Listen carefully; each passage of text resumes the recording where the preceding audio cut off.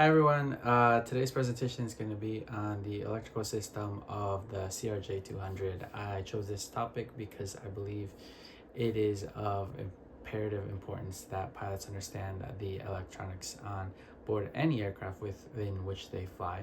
And so without further ado, let's get started on the introduction. The electrical system on the CRJ-200 is essentially the nerves and to a certain extent the brains of the operation.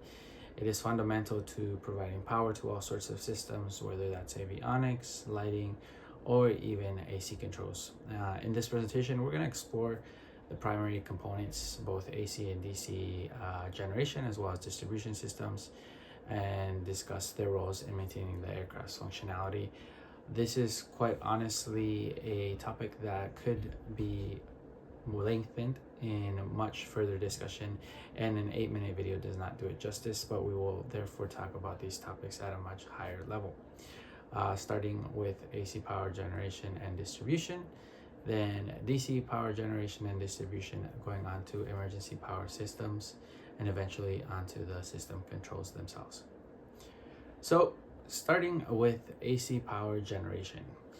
AC power is usually supplied by 2 of 3 AC generators on board the aircraft, 1 on each engine and 1 on the APU.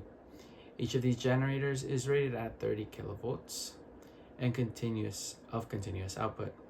Each is capable of supplying more than enough power should the other 2 generators fail. These engine-driven IDGs, as they're called, or integrated drive generators, convert the engine's variable speeds to constant speeds and produce 3-phase AC power at 400 Hertz. They're paired, each of these, with what is called a constant speed drive for hydromechanically governed and controlled rotational speed of the generator at around 12,000 RPM. Pictured here, we have a 727 CSD, and essentially what an IDG is an AC generator coupled to a CSD in one casing. On table 7-1 below here, we can see as well that there are several different generator priority systems. So in the case of any failure of any one of these IDGs, power will be rerouted for either AC bus 1 and 2 or one or the other, dependent on which of these has failed.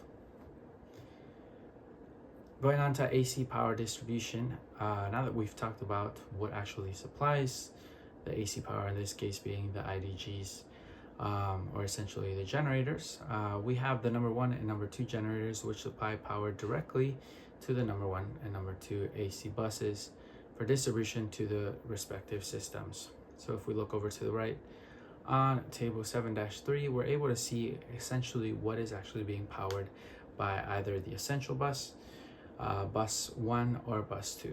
So the essential bus is going to provide us with everything essential to the operation of the aircraft, including window heaters, probe heaters, ice detection, engine ignition, and instrument lights, as well as TCAS and other systems. Bus 1 and bus 2 further iterate on that by adding things such as navigation and landing lights, Egypt, Wiz, further ice detection and more instrument lighting, as well as our flight data recorder and hydraulic systems. So essentially, power from the APU generator is routed to either AC bus or to both when both of the engine-driven generators are not operating, or directly to the AC service bus when we are in the service configuration. The essential bus, additionally, is normally powered by AC bus 1, but can be powered by AC bus 2 as well. Talking about DC power generation, in order to get direct current, or in order to be able to transfer rather alternating current to direct current, we have 5 100 ampere transformer rectifier units, or TRUs, which convert the AC supply to 28 volt direct current and power the airplane's DC buses, of which we have 10.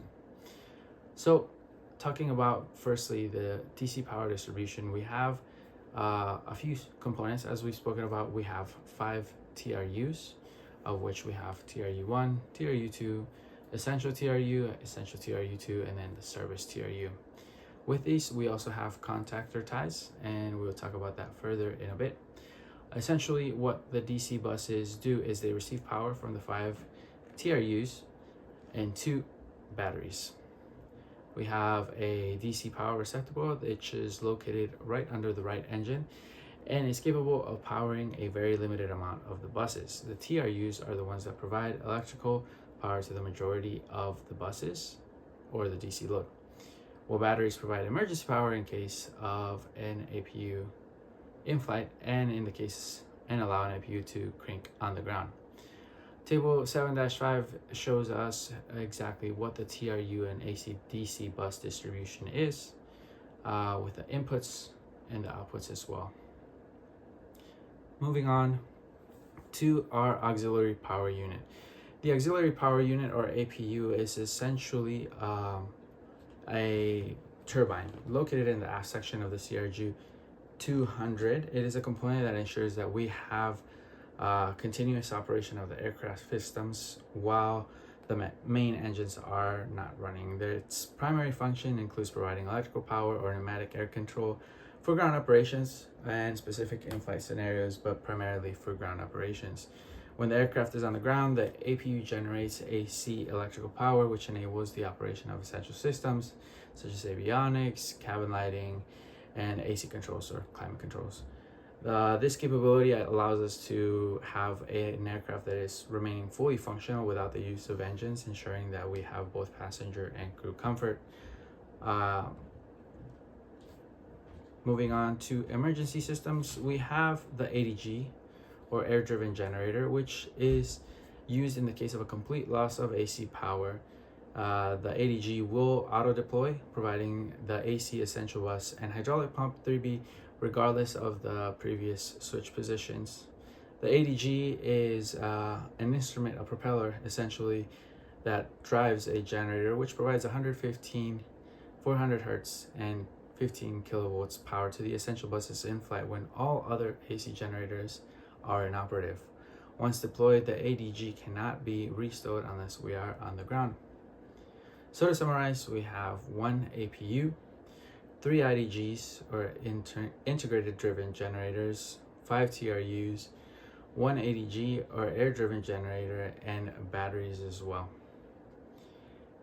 To conclude, the CRJ-200's electrical system is complex and vital to the operation of the aircraft, providing all essential systems through a combination of AC and DC sources. Understanding its components and operation is crucial to ensuring safe and efficient flight.